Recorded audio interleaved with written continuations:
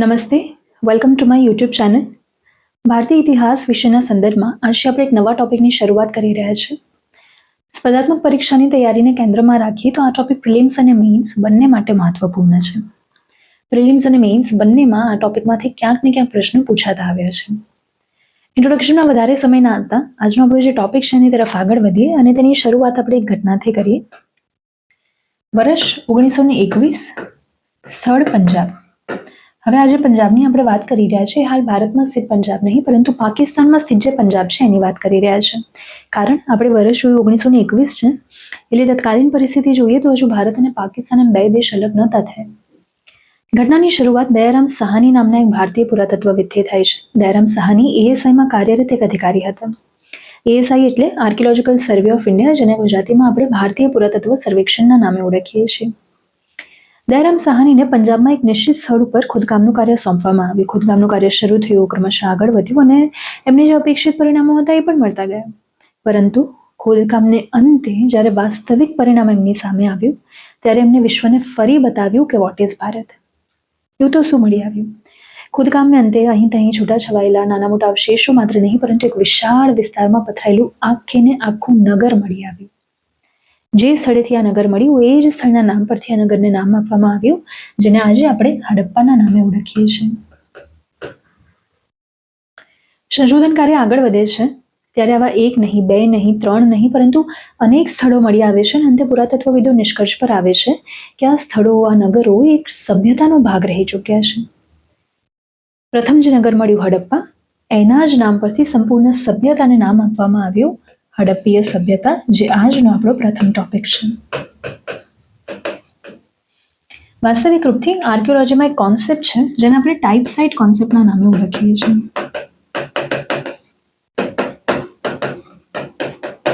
કોઈ સજ્જડવા નિયમ નથી આ એક, પરંતુ એક પ્રચલિત કોન્સેપ્ટ છે જેના આધારે સર્વપ્રથમ જે સ્થળેથી અવશેષો મળી આવ્યા હોય એ સ્થળના નામ પરથી સંપૂર્ણ સભ્યતાને નામ આપવામાં આવે. એટલે અહીંયા પ્રથમ જે અવશેષો મળ્યા એ હડપ્પામાં મળ્યા, જેના કારણે સંપૂર્ણ સભ્યતાને નામ આપવામાં આવ્યું હડપ્પીય સભ્યતા. આ સભ્યતાના બીજા કેટલાક નામો પણ છે, આપણે એક એક કરીને એના નામ જોતા જઈએ. એની માટે આપણે મેપની મદદ લેવી પડશે.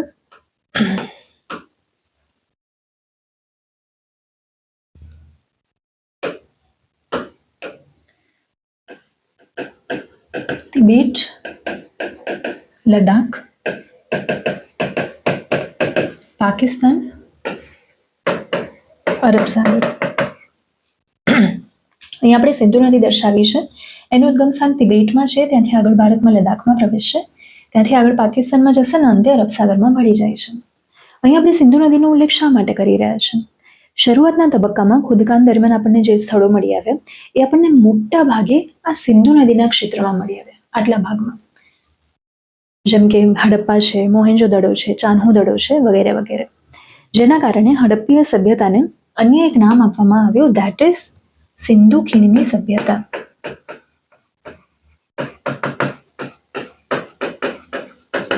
અંગ્રેજીમાં જેને આપણે ઇન્ડસ વેલી સિવિલાઇઝેશન કહીએ છીએ.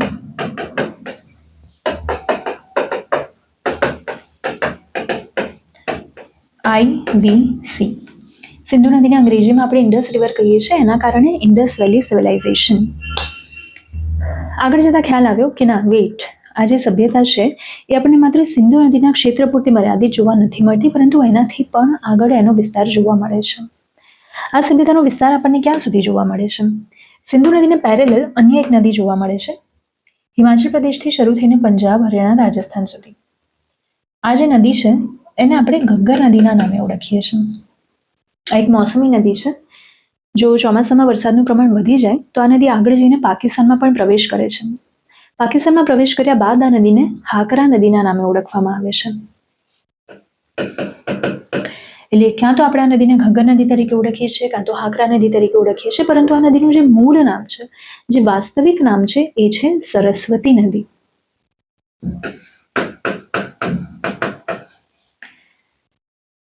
અત્યારે આપણે આ નદીનો વિસ્તાર જોઈએ તો એ પણ પ્રમાણમાં મર્યાદિત છે, પરંતુ મૂળ સ્વરૂપે આ નદી ઘણી લાંબી હતી, એનો પ્રવાહ પણ ઘણો વધારે હતો.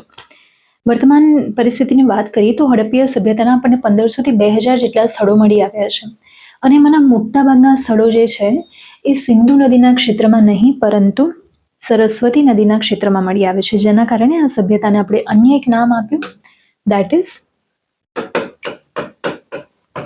સિંધુ સરસ્વતી સભ્યતા, ઇન્ડસ સરસ્વતી સિવિલાઇઝેશન.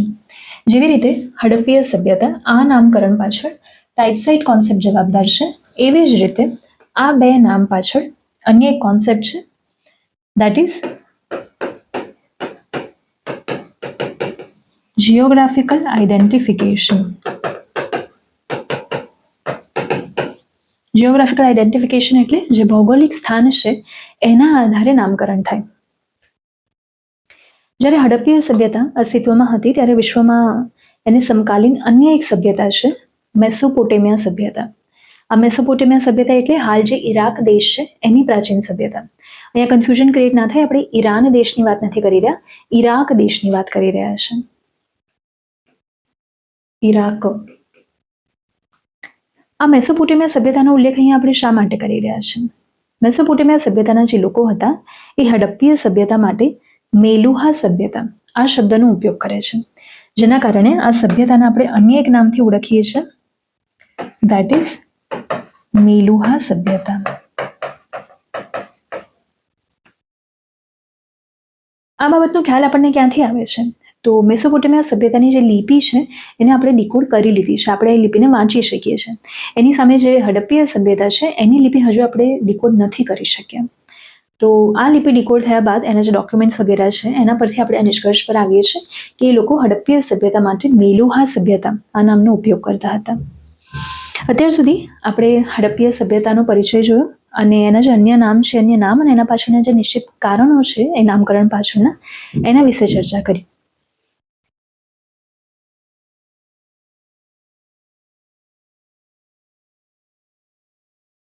એને મેં અહીંયા ટાઈપ કરીને રાખેલું છે. એની સાથે સાથે અત્યાર સુધી આપણે જેટલી પણ ચર્ચા કરી એમાંથી જે PYQs પૂછાયેલા છે એને પણ મેં અહીંયા રાખેલા છે.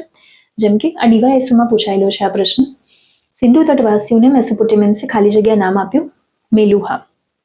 આ જે બે પ્રશ્નો છે ને અત્યારે આપણે સંપૂર્ણપણે સોલ્વ નહીં કરી શકીએ, કારણ કે આ ટોપિકમાં આપણે આગળ ઘણી ચર્ચા હજુ બાકી છે. પણ તેમ છતાં અત્યાર સુધીની ચર્ચામાંથી આપણને કેટલાક બેઠા સેન્ટેન્સીસ અહીંયા જોવા મળે છે. જેમ કે કયા નિવેદનો સાચા છે? તો સિંધુ ખીણ સંસ્કૃતિના સ્થળો સિંધુ નદીની ખીણ સુધી મર્યાદિત નથી. તો હા, આ વિધાન સાચું છે. આપણે જોયું કે એનો જે વિસ્તાર છે સરસ્વતી નદીના ક્ષેત્ર સુધી જોવા મળે છે. કયા વિધાનો સત્ય છે?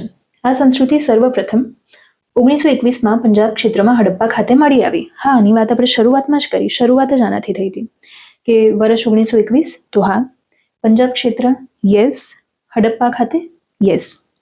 એટલે આ સેન્ટેન્સ અહીંયા સુધી તો એટલીસ્ટ કરેક્ટ છે. આગળનું સેન્ટેન્સ આપણે આગળની ચર્ચા બાદ જોઈશું. આપણે જ્યારે પણ જેટલી પણ ચર્ચા કરીએ તો એમાંથી બિલકુલ આપણે PYQs જોવાના રહેશે, તો જ આપણને ખ્યાલ આવશે કે કયા પ્રકારે પ્રશ્નો પૂછાઈ ગયેલા છે અને એના પરથી ખ્યાલ આવશે કે કયા પ્રકારના પ્રશ્નો પૂછવાની સંભાવના રહે. તો ક્યાં તો આનો સ્ક્રીનશોટ લઈ લઈએ કે આને નોટ ડાઉન કરી લઈએ, ત્યારબાદ આ ટોપિકમાં આપણે આગળ વધીએ.